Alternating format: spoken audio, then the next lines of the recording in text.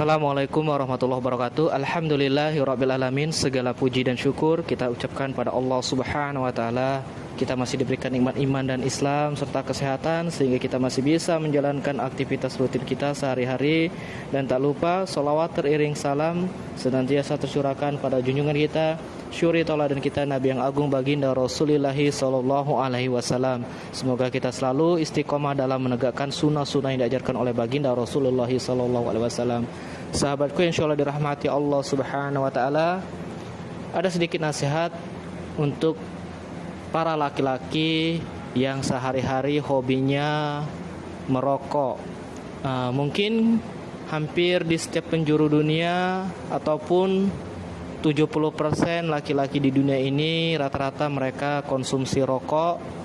Mereka sangat setia dengan rokok, hampir setiap di sakunya pasti ada rokok. Ketahuilah bahwa untuk laki-laki yang hobi merokok, ada baiknya kalian tinggalkan perkara rokok ini, karena rokok ini adalah perkara mungkar yang banyak mudorotnya, banyak keburukannya yang terkandung di dalam rokok tersebut. Mulai dari asapnya, abu rokoknya, puntung rokoknya, bukan hanya berdampak buruk bagi orang di sekelilingnya, tapi berdampak buruk bagi dirinya sendiri.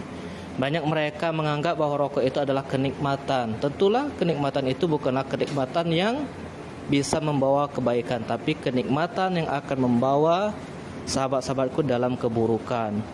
Perkara rokok ini bukanlah perkara yang sangat disukai Allah, tapi perkara ini sangat dibenci oleh Allah karena merusak diri kita sendiri, merusak badan kita. Karena banyak sekali orang dengan rokok, mereka mengabaikan ibadah mereka, mengabaikan apa yang menjadi tuntunan Rasulullah.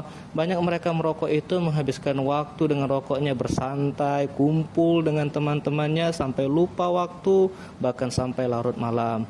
Maka dari itu tinggalkanlah perkara rokok, marilah perbaiki, dan semoga kita bisa menjadi laki-laki yang terbaik. Mungkin saja, barakallahu fikum. Assalamualaikum warahmatullahi wabarakatuh.